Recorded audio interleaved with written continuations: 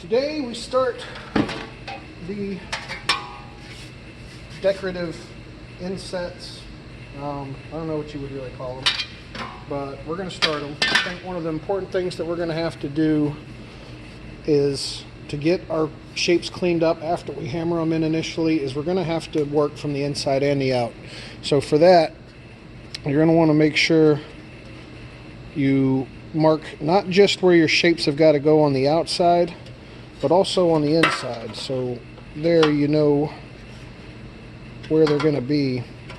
And what I recommend highly is when you make templates for these things, just draw them up so that you can trace them or put them on. And that way when you flip them over, you've got your lines, you know you can just mark them right away right there. So, you know, no fuss, no muss. You've got the exact same shape drawn in the exact same spot on each side.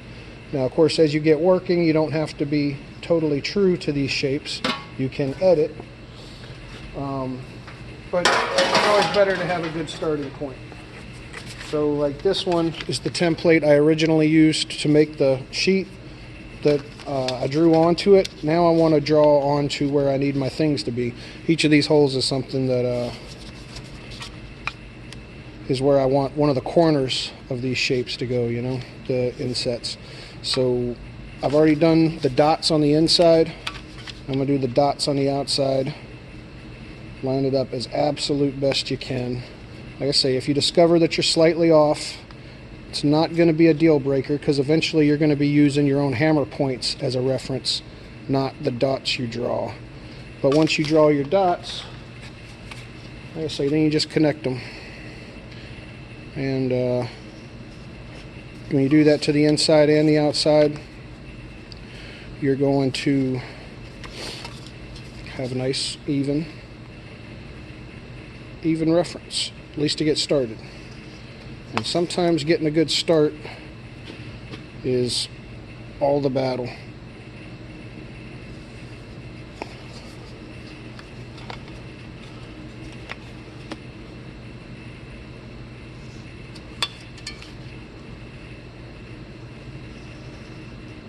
So just because you drew it that way doesn't mean that that's where the hammers are going to land, you know. So really don't stress too much about it. You want to get your points out and you want to hammer them. So then we'd go on the inside where we've got the same reference dots in theory, at least roughly. Okay. Not much of a freehand drawer, so I bust out the template for my straight edge. So the gist of it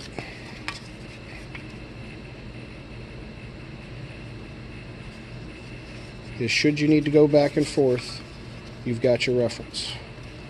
So if we've done this correctly, which is kind of hard to mess up, as long as you have your template aligned on the same spot on the outside as the inside reference points, then you've got your shape on the in and the out, and you should be able to work back and forth, hammering, straightening, and get a good result. So I'm going to do that for the rest of the entire bit of armor. I'm not going to make you guys watch every single shape and every single piece, but I'm going to come back and show you guys the completed drawings, I guess you would say, of everything. And we're going to work from there and start hammering in our shapes. See, this one I already played around a little bit with. I did this super simple, put it on the found you know, my starting point, same way we sort of did with the breastplate line. Put it on the chisel, and I just hammered into the negative space. So the chisel was lined up over here, and I hammered under it where there was no support, and then I just moved it down the line. So it's not super easy to see. I've only done this part and this part. It's really not bad. You can see it a lot more here. After we clean off the Sharpie, you'll see that it's actually a better looking shape than we thought it was from looking at the outside. So I'm pretty sure I mentioned it in the last video, but one of the main things to remember as we are getting to do our indentations is they do not need to be deep. I've gone ahead and I've done this one. It's a little sloppier than I would have liked, like many things with the roughness, but again, paint is going to cover any scuffs. This one worked out a little better. You can see on the inside a little bit more clearly. What I did with these is I just put it on the chisel on the outside and I hammered on the inside. And I used this, for better or worse, because I wanted to bring down the entire overall shape, not just the corners. If you do this, you might end up with a trench getting carved. If you go with the rubber mallet, you might have less shape, but you're not going to be able to hit those corners. So you kind of need that square bit, at least for the corner portion. You can go back to the rubber for the majority of it, which actually is what I did here. You can see how much less scuffing there is than in the corners where I used the metal. So that's sort of what I recommend. Alternatively, you could flip it over and put that on the inside. You get most of your hammer marks on this side. But the more I was thinking about it, I don't really want to push this shape up. I'm happy with my shape, so I'm really going to push everything in. So I'm not always going to do that. I am going to flip it over to clean it up, and I might flip over the main body pieces. You know, you just feel it out however you're comfortable, whatever you think is getting you the results you want. But the main thing is these do not have to be deep. The sides where the ribs are, where there's going to be 2-inch or 1.5 inch buckles, those can be pretty deep. We might want to we're going to work to make those deep. These, what you see there is really all you need. You don't need this 1/2 inch, 1/4 inch ridge. You just need it to be a visible indentation. That's really all you're after. Now I know with inside and outside, I may not be hammering the inside as much, but I certainly know where to start. So I put that right on the edge right there, and I'm working the corner. And I'm working my way across. Going entirely by feel. So that's just the first pass. I'm actually going to switch to that rubber hammer. I'm going to line it back up. I'm going to work coming the other way.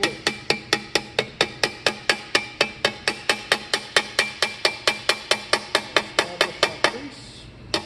And I'm going to work the inside negative space.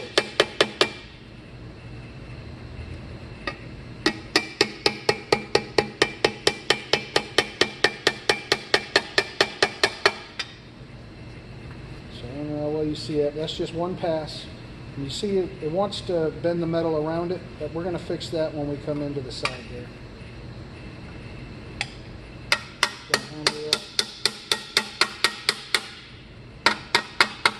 So even though looks like I'm hitting over it, the wedge is on the inside and I'm hitting the negative space. And just working my way around the rubber mat.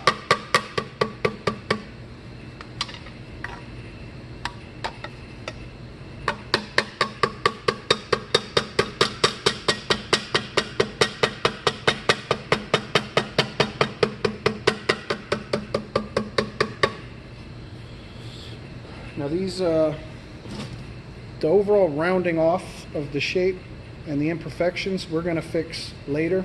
I'm going to switch to this, which has the flat edge, and I'm going to pop that right on the bad spot and hammer it right back flat. So that's not a big deal. Doesn't mean we've ruined it, doesn't mean that we're doomed.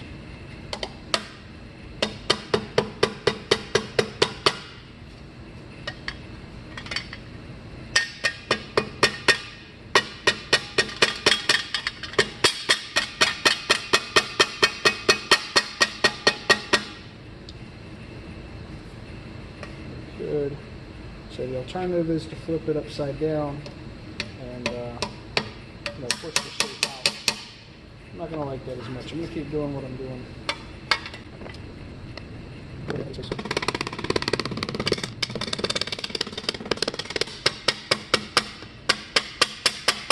I said before, you're just watching for the shine, how it changes, the way the light comes off it.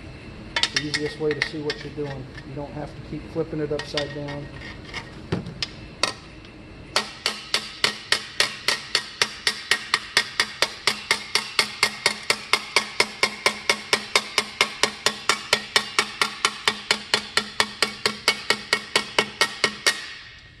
You see here, going back to the metal one, you really do get a much sharper line than with the mallet, but you get a little more scuffing. So find your happy place, find your balance.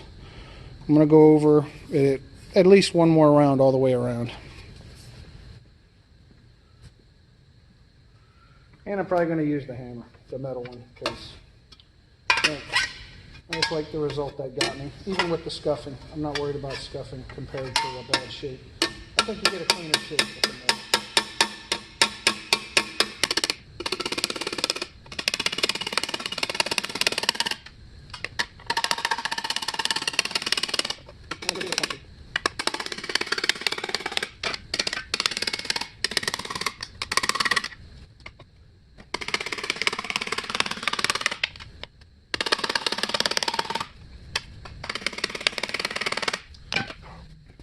And now that's that. We've got that side completely hammered down and indented. We've got this one that I did earlier. So this shoulder pad is done. Pauldron. Now one thing to be aware of compared to the other one, you see it did straighten out a little bit. Hammering these in you may need to reshape it a little bit, bend it back. Hammer these parts that pop up back down, because this whole process of putting this in makes it want to straighten out a little bit. So we just got to do this to the other pauldron, and I said I was going to do this first. I'm going to do this.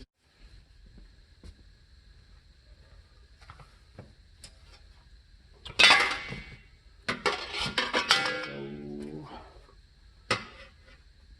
going by feel where I got my marks.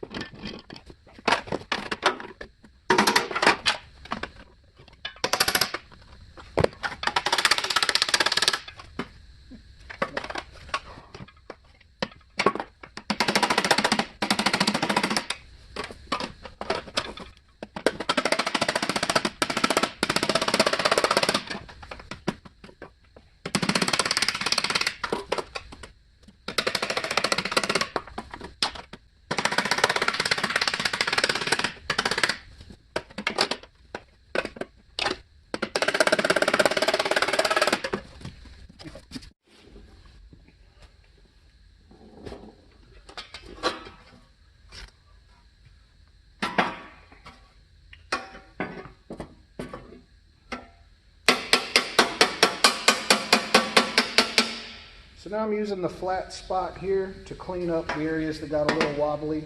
I want to reestablish the edge right here where it's very curved, for example.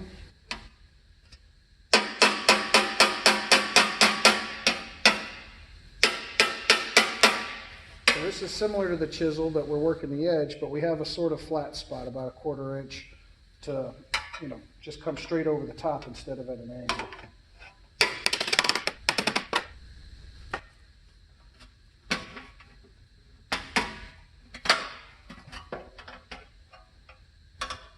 Kind of tough to get some angles.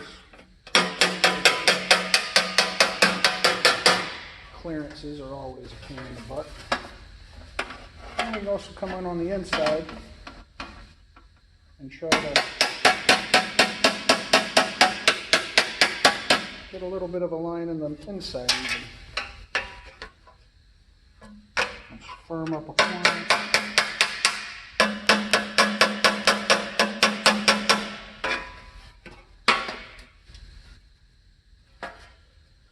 I'm not going to spend too much time on these, as like I said, they are going to be covered.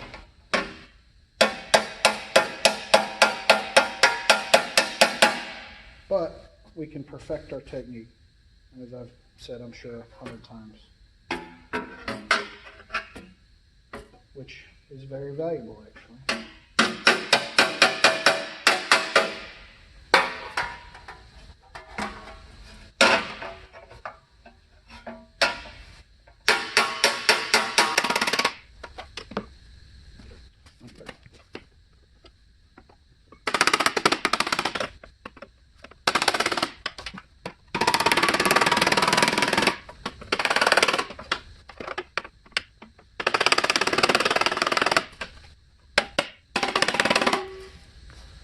Overall, I'm pretty happy with those. At least as, you know, the first ones to get the ball rolling. So I'm going to move into these next. So now I've tossed on the wide one, because this is actually, these shapes are going to be very long. So the straighter the better. And there's not much curve. While there is curve, you know, horizontally, vertically, there's almost no curve, so we can go with something bigger and straighter like this. So we're going to line that up.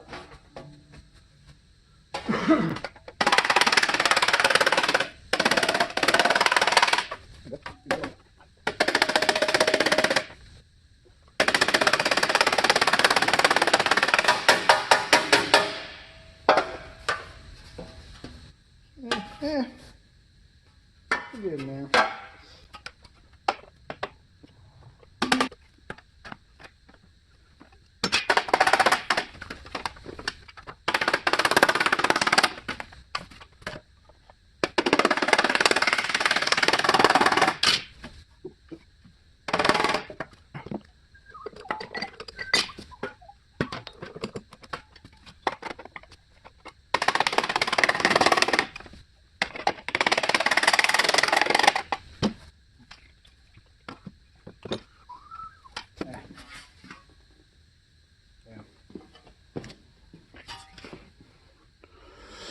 Overall, not bad.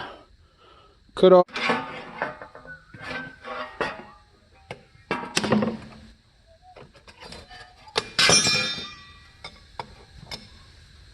So here, I need a lot of clearance. These guys held like that need a lot of angles. So this is just a pry bar. Again, another Harbor Freight one. Really just, you can use anything made of metal. So we're going to use this. Actually, I like the other side better. It's more crisp. This really gets us up in the air. Makes it a lot easier. Always keep your head on a swivel for something you can use.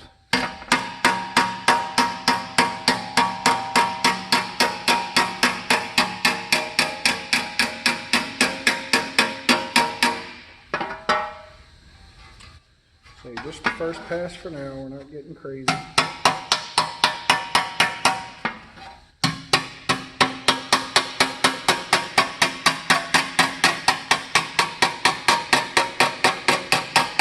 These are the ones that we're going to need to make deeper than the others. They're the ones that hold the buckles. So I like the pull action toward me. I think that actually works better.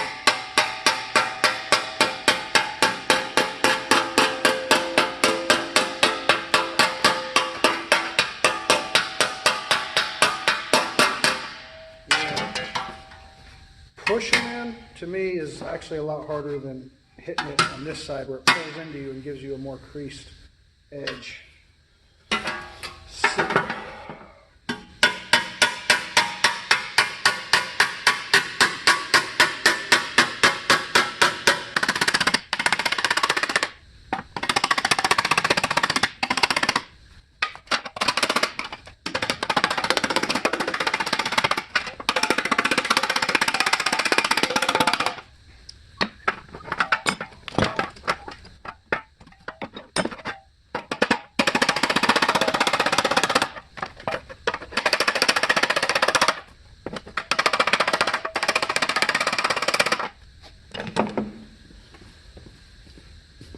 So overall, we've actually got a really good shape going.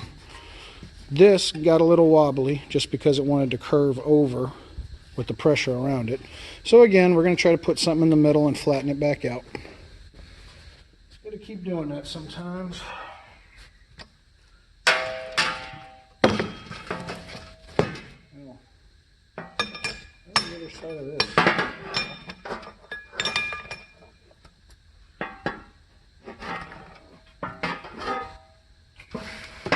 before now.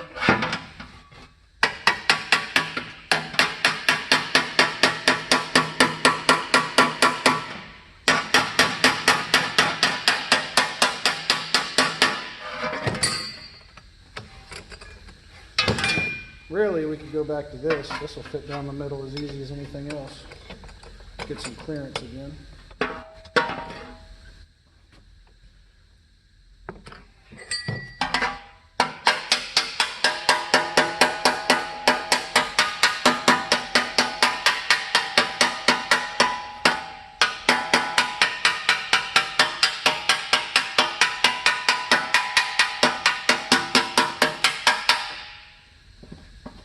Bonus is this is already round.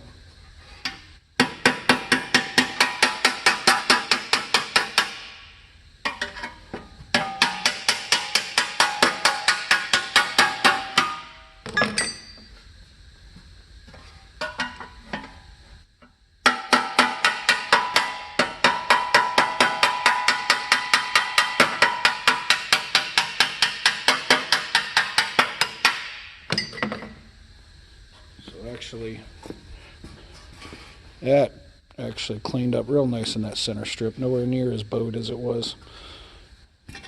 Yep. I dare say this is my new favorite thing for doing the ribs.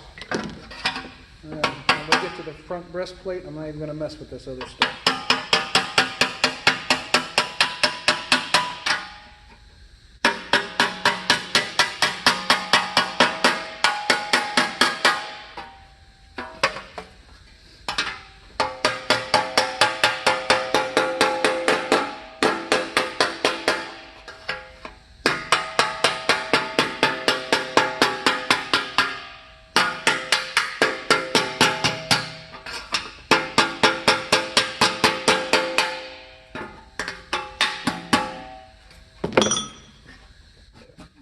That.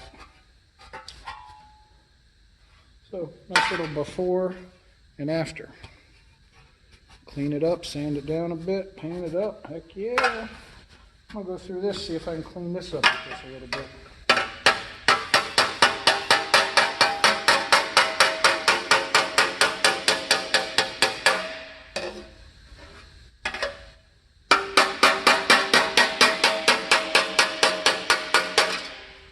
New favorite thing. Negative space, clean it up. Negative space, clean it up.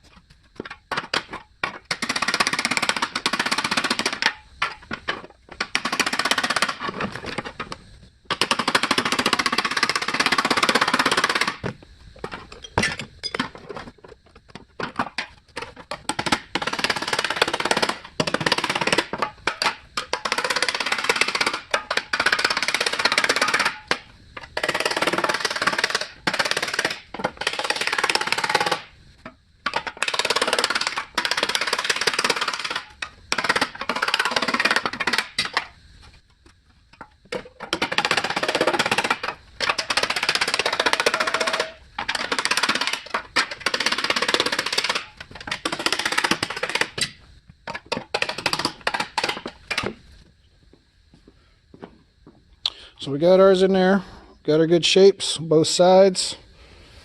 Gotta, of course, always check your fit. I don't know why is everybody's back significantly wider than their front, or is it just me? Because I noticed when I put these together, side note, that my breastplate was way inside of this. It's supposed to be over the outside. But that's just how big my love handles are, I guess. So I'm going to call the back now basically completely done.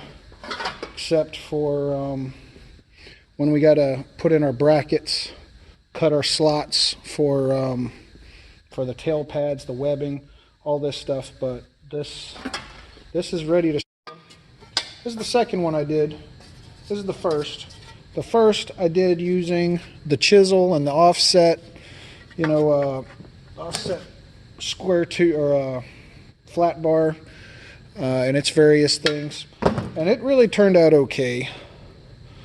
But after I did the side rib area with the long hook there, the pry bar, I did the second one with the pry bar, and I tell you that came out solid. I really wish you can see on the inside just how clean it is with how little fuss there was around it. Compared to the first one, I mean, I really prefer this one. They'll both be alright once you paint them, but these are just much cleaner lines that go down, whereas this one sort of slopes down. So I may even go over the top of this using the hook. Continuing my love affair with this little guy here, I have gone. This one not quite as pretty because, well, I'll be honest with you, I started hammering them the wrong direction at first before I realized my error. Once I got right on the right path, I did those, which came out super clean. Oh, so clean. So yep, just reaching it over the edge, hammering it back in towards me. So now with me realizing how deep or shallow of a line you can make, you know, we went pretty deep with these. These are the ones holding the buckles. We went pretty shallow with this. Just the decoration bits. It's time for us to do the steps, the ridges where they step down.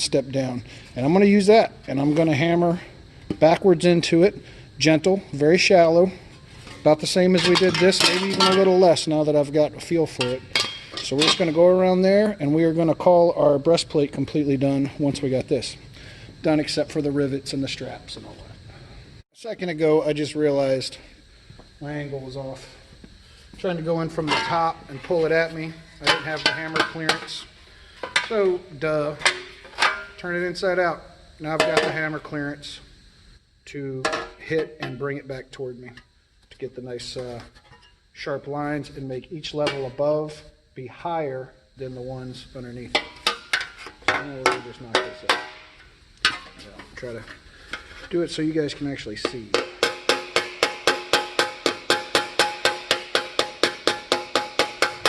Isn't even necessarily bad because now most of the hammer strikes are going to be on the inside, so that actually worked out better.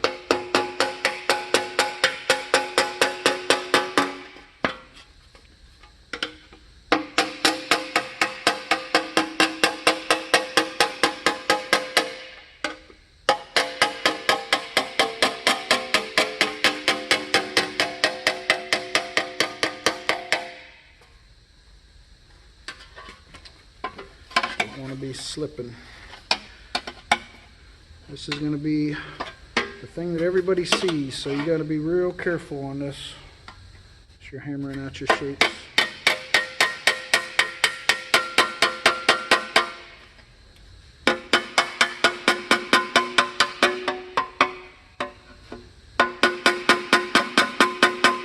Remember, just like your other ones, go slow and steady. Can always make up ground with multiple passes. I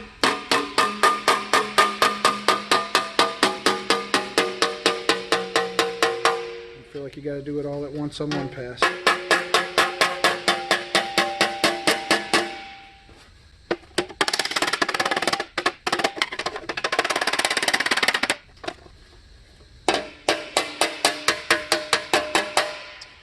We are working on the inside.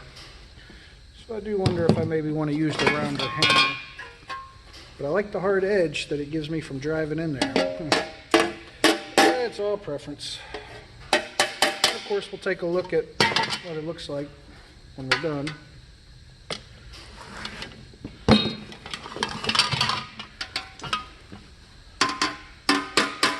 decide if we need to make a change.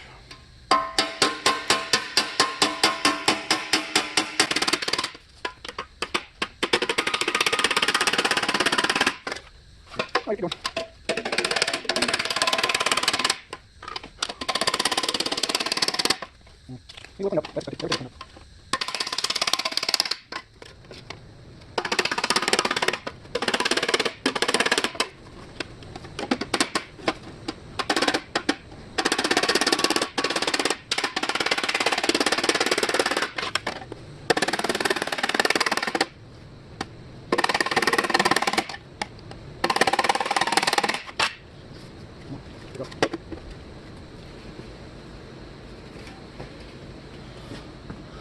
So we've got the start of our shapes. You can't really see it well. You can feel it. It's just very rough. We're going to go in and clean it up, get it back on the lines now that we've got something started. So I know I'm constantly whining or promising that when you clean this stuff off, you're going to be able to see your details better. This is a case where I actually think the Sharpie and not seeing the details is hurting our progress. We got to be able to see if our lines are clearly established here or not. So I'm going to go ahead and just get this done right now. So we're still going to use a Scotch-Brite, just using regular acetone from the hardware store. You see right away the purple is running everywhere. So we need to see where our lines are that have been hammered, not where our lines are that we've drawn. So as soon as you get to a point where you feel like you don't need your drawn lines anymore, go right ahead and clean them up. In fact, it's just, we're still going to use Scotch-Brite, and we're still going to, bring out the little bit of a smoother surface by scrubbing it down with basically a fancy industrial Brillo pad. So, actually this is a little encouraging. These lines are not at all clearly defined as I want them to be, but they are clearly visible. They need to be cleaned up quite a bit, and here you see our breastplate lines are actually not at all shabby. So, it's just a way to gauge where your lines are actually at. Sometimes you're going to need to figure it out before you get to the final stage, because you got to know what you need to clean up. Now, the thing about acetone, for better or worse, is it dries very fast. See, I've already lost most of the acetone that was in this rag because it just dries. So because it dries that quickly, you got no residue behind. So now we're just going to go over several more passes to try to get a more clearly defined line here, because we want this crisp and we want it shallow. Right now it's kind of wobbly and it's kind of deep. So I'm going to try to bring out the bottom edges up into the top edges, and hopefully that'll reestablish our lines.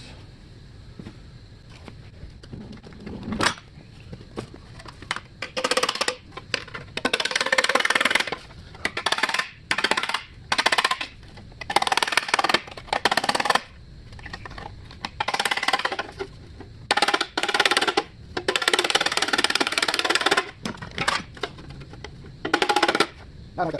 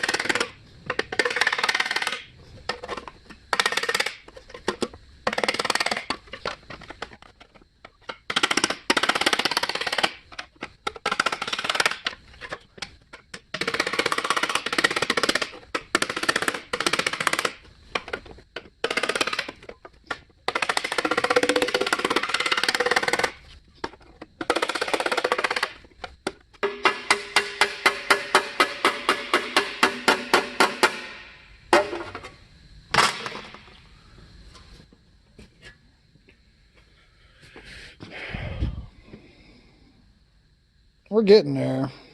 Still not where I want it. I'm gonna work on this in my free time and come back when I got something a little cleaner. But you know, finish line is in sight. We're almost there. So I think that's gonna about do it. I did have some success in cleaning up the lower ridges, the stepped portion. Fortunately, not anywhere near as good as I wanted it. It didn't turn out anywhere near as clean as my hammering on these for whatever reason. I don't know if I was just tired and maybe should have taken a break, or if the angle was just too weird, but whatever the case, I got it good enough, as my catchphrase is about to become. Overall, super thrilled with the way this turned out. Loving the way the buckle indentations work, the breastplate section, and the details. The back, I thought turned out pretty awesome. The shoulder pads, the pauldrons I've already mentioned, I just super happy with those as well. Overall, I think this was a great day of detailing the work, and really looking forward to getting all this strapped up now. But before we do that, we're going to have to clean it up figuratively, meaning with the angle grinder going around the edges, fixing the parts that are uneven, rounding off any jagged edges, any sharp edges, any uneven edges, trying to track down any spots that might become stress points, like I talked about on the inside roll of this, which unfortunately I did discover down here as well. I've JB welded this spot. Try to stop it now, and when we grind off the edge, we'll hopefully prevent any further deterioration. But yeah, figuratively with the grinder, and then literally acetoning down the whole thing, Scotch Brighten it, washing it up, and then we just need to get it all ready to strap. Need to drill holes for rivets and slots for straps. But before we get into any strapping it up, we're going to finish the rest of the parts. So coming up is going to be the shin guards, which are going to be fun because it's a heavier gauge aluminum that I've picked out for that, the sheet metal, which means it's going to be even harder to work with. So in order to cancel that, I'm going to do like the real deal Armor is made. I'm going to anneal it. I'm going to use fire from a propane torch, and I'm going to soften it up by annealing it, and that should be fun. And then of course we still got to do our front bump plate on the helmet, one of the last parts that above the waist. Actually, I guess the last part above the waist we need to make is the helmet bump plate. And in my opinion, that is the absolute hardest part. Just the way it wraps around the helmet is it's a pain, which is going to make it fun. So I'm looking forward to doing that, finishing up our helmet in the next video, and then tackling the greaves, aka shin guards and knee pads, soon after that. Till then,